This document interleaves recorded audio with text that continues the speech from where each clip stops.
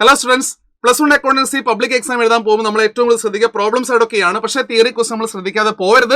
ഒരുപാട് മാർക്കിന് theory questions വരുന്നത്. അതുകൊണ്ട് ഏറ്റവും പ്രധാനപ്പെട്ട തിയറി ഏരിയസ് സാർ ഇവിടെ ഡിസ്കസ് ചെയ്യാൻ പോവാണ്. ശ്രദ്ധിക്കുക. ഫസ്റ്റ് ചാപ്റ്റർ നമുക്കറിയാം ഒബ്ജക്റ്റീവ്സ് അക്കൗണ്ടിങ് ഡയറക്റ്റ് ചോദിക്കുന്ന ഒരു ചോദ്യമാണ്. Maintain the records of the business, calculation of profit loss and financial position കണ്ടുപിടിക്കുക, അതുപോലെ തന്നെ അക്കൗണ്ട് ഇൻഫോർമേഷൻ പ്രൊവൈഡ് ചെയ്യുക എന്നുള്ളതാണ്. അടുത്ത യൂസേഴ്സ് ഓഫ് അക്കൗണ്ട് ഇൻഫോർമേഷൻ സ്ഥിരമായിട്ട് അതിന്റെ എക്സാമ്പിൾസ് ആണ് ചോദിക്കുക. ഇന്റേണൽ ആൻഡ് എക്സ്റ്റേണൽ യൂസേഴ്സ് ആണ് അല്ലെ.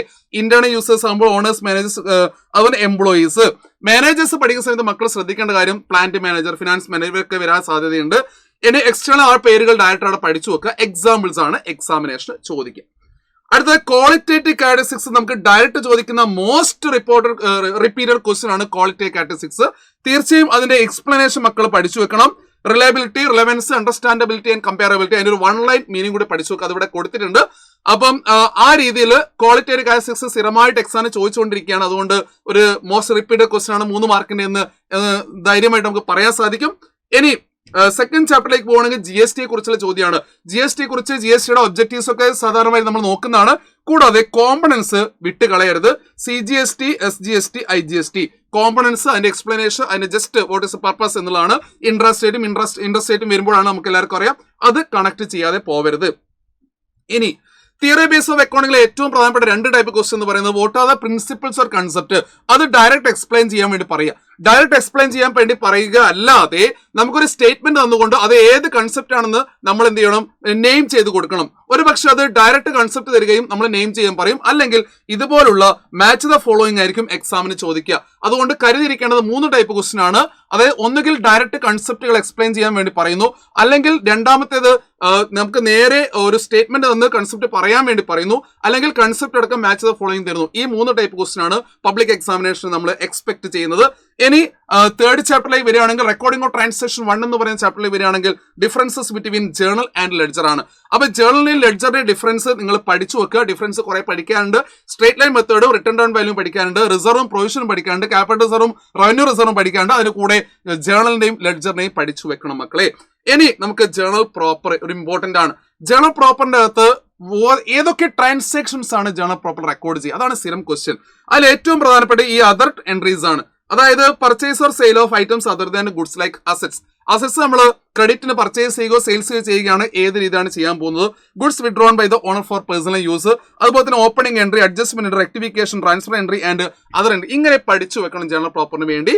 1 മാർക്ക് ക്വസ്റ്റ്യൻ ഏറ്റവും കൂടുതൽ തവണ ചോദിച്ചുള്ളത്. കോസസ് ഓഫ് ഡിഫറൻസ് അല്ലെ. ക്യാഷ് ബുക്ക് ബാലൻസും പാസ്ബുക്ക് ബാലൻസും അല്ലെ. ക്യാഷ് ബുക്കിലെ ബാങ്ക് ബാലൻസും പാസ്ബുക്കിലെ ബാലൻസും തമ്മിൽ വ്യത്യാസം ഉണ്ടാകുന്ന കാരണങ്ങളാണ്. Cheque issued but not present, cheque deposit but not collected. ഇത്തരത്തെ റീസൺസ് മക്കൾ പഠിച്ചു വെക്കുക. കൂടാതെ BRS ഒരു പ്രോബ്ലം എന്തായാലും ചോദിക്കുന്നതാണ്. ഇനി ഇവിടുന്ന് 1 മാർക്ക് ക്വസ്റ്റ്യൻ പലതവണ BRS ചോദിച്ചിരിക്കുന്നത് who is preparing bank reconciliation statement. അത് അക്കൗണ്ട് ഹോൾഡർ അല്ലെങ്കിൽ ബിസിനസ്മാൻ, നമ്മൾ കസ്റ്റമർ ആണ്. ഇനി debit balance as per cash book ആണ് ഫേവറബിൾ ആണ്. Over draft as per pass minus ആണ്, അതായത് ഡെബിറ്റ് ബാലൻസ് ആണ്.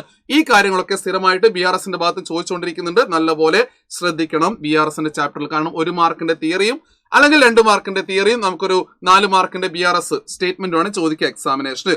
ട്രയൽ ബാലൻസിനകത്ത് പോവുകയാണെങ്കിൽ തീർച്ചയായും എല്ലാ പ്രാവശ്യവും സ്ഥിരമായിട്ടുള്ള ഒരു MCQ അല്ലെങ്കിൽ ഒരു ക്വസ്റ്റ്യൻ എന്ന് പറയുന്നത് MCQ ആയിട്ട് ചോദിച്ച ക്വസ്റ്റ്യൻ എന്ന് പറയുന്നത് ഒബ്ജക്റ്റീവ്സ് ആണ്. ആ ഒബ്ജക്റ്റീവ്സ് കൃത്യമായിട്ട് പഠിച്ചു വെക്കുക. ഇനി ടൈപ്സ് ഓഫ് എറേഴ്സ് നമ്മളൊന്ന് നോക്കി വെക്കണം. ഏതൊക്കെ ടൈപ്സ് എറേഴ്സ് ഉണ്ട്. ഇത് എക്സ്പ്ലെയിൻ ചെയ്യാൻ പറയുമ്പോൾ നിങ്ങൾ ശ്രദ്ധിക്കേണ്ട കാര്യം അവിടെ നിങ്ങൾ അതിന്റെ എക്സാമ്പിൾസ് കൊടുത്താൽ മതി. ഏതൊക്കെ എക്സാമ്പിൾസ് ആണ് എന്നുള്ളത് കൊടുത്താൽ മതി. അപ്പൊ അതും കൂടെ കണക്ട് ചെയ്തുകൊണ്ട് ടൈപ്സ് ഓഫ് എറേഴ്സ് പഠിച്ചു വെക്കുക. ദെൻ ഡിപ്രീസിയേഷൻ ചാപ്റ്റർ പോയി കഴിഞ്ഞാൽ 2 മെത്തേഡുകളുണ്ട്. അതിന് മുമ്പേ നമ്മൾ പഠിക്കേണ്ടത് എന്തിനാണ് ഡിപ്രീസിയേഷൻ കാൽക്കുലേറ്റ് ചെയ്യുന്നത് അല്ലെ. ആ കൺസെപ്റ്റ് ഏതൊക്കെ കാരണങ്ങൾ കൊണ്ടാണ് നമ്മൾ ഡിപ്രീസിയേഷൻ കാൽക്കുലേറ്റ് ചെയ്യുന്നത്. നമുക്കറിയാം കോസ്റ്റും റവന്യൂ കൃത്യമായി മാച്ച് ചെയ്യാൻ വേണ്ടി, കറക്റ്റ് ഫിനാൻഷ്യൽ പൊസിഷൻ കിട്ടാൻ വേണ്ടിയാണ്. ഇതിന്റെ റീപ്ലേസ്മെന്റ് ഫണ്ട് നമ്മൾ കളക്ട് ചെയ്യാൻ വേണ്ടി, അല്ലെങ്കിൽ അതിന്റെ ഒരു ഐഡിയ കിട്ടാൻ വേണ്ടിയാണ്. ലോയിന്റെ പ്രശ്നം കൊണ്ടാണ് അല്ലെ. നമുക്കറിയാം ഈ കാരണങ്ങൾ കൊണ്ടാണ് നമ്മൾ ഡിപ്രീസിയേഷൻ കാൽക്കുലേറ്റ് ചെയ്യുന്നത്. നമുക്ക് എല്ലാവർക്കും അറിയാം. അതൊന്ന് നോക്കി വെക്കുക. Then most important differences between straight line method and written down value method. Difference കുറെ പഠിക്കാനുണ്ട്. അതിൽ ഏറ്റവും പ്രധാനപ്പെട്ട ഒന്നിതാണ്. ആ ഡിഫറൻസ് കൂടെ മക്കൾ നോക്കി വെക്കണം. പക്ഷെ ഈ ചാപ്റ്ററിനകത്ത് മറ്റൊരു കാര്യം കൂടെ വരുന്നുണ്ട്. പ്രൊവിഷൻസിന്റെയും റിസർവിന്റെയും ഡിഫറൻസ്, അതും മക്കൾ നോക്കി വെക്കുക. സോ അതിന്റെ നോട്ട്സ് കിട്ടാൻ വേണ്ടി തന്നെയാണ് ഞാൻ ഇങ്ങനെ സ്ലൈഡിൽ അതിന്റെ ആൻസർ ഉൾപ്പെടുത്തിയത്. അപ്പൊ അതുകൊണ്ട് ഡിഫറൻസ് നമുക്ക് 3-4 ഡിഫറൻസുകളുണ്ട്. ആ ഡിഫറൻസുകളൊക്കെ കണക്ട് ചെയ്ത് വെക്കുക മക്കള്. അതിലൂടെ explain the accounting adjustment the following items appear in the final accounts. Financial statement എന്ന് പറയുന്നത് 15 മാർക്കിന്റെ ക്വസ്റ്റ്യൻ ആണ്. പാറ്റേൺ പറയുമ്പോൾ അതായത് 1ലും 2ഉം കൂടെ വെയിറ്റേജ് 15 മാർക്കാണ്. അതിൽ തിയറി വളരെ ചുരുക്കം മാത്രമേ തിയറി ഉള്ളൂ. അതിൽ ഏറ്റവും കൂടുതൽ ചോദിച്ചിരിക്കുന്നത് ഏതെങ്കിലും അഡ്ജസ്റ്റ്മെന്റ് എങ്ങനെയാണ് അഡ്ജസ്റ്റ് ചെയ്യുക എന്നുള്ളതാണ്. ഏതെങ്കിലും ഫിനാൻഷ്യൽ സ്റ്റേറ്റ്മെന്റ് അഡ്ജസ്റ്റ്മെന്റ് പ്രീപെയ്ഡ് ആവാം, അല്ലെങ്കിൽ ഔട്ട്സ്റ്റാൻഡിംഗ് ആവാം, ഡിപ്രീസിയേഷൻ, ഇവയൊക്കെ എങ്ങനെയാണ് അഡ്ജസ്റ്റ് ചെയ്യുക എന്നുള്ള ചോദ്യങ്ങളൊക്കെ വരുന്നുണ്ട്. അത് എങ്ങനെ അഡ്ജസ്റ്റ് ചെയ്യണം എന്നുള്ളതൊക്കെ നോക്കി വെക്കുക. അതൊക്കെ വെച്ചുകൊണ്ടായിരിക്കണം നമ്മൾ ഒരു പബ്ലിക് എക്സാമിനേഷനിൽ പോകേണ്ടത്. So all the best for your theory part. Theory part നല്ലപോലെ നോക്കുക. എന്നിട്ട് അടിപൊളി ഒരു ഫുൾ മാർക്ക് തിയറി സ്കോർ ചെയ്യുക. ഗുഡ്.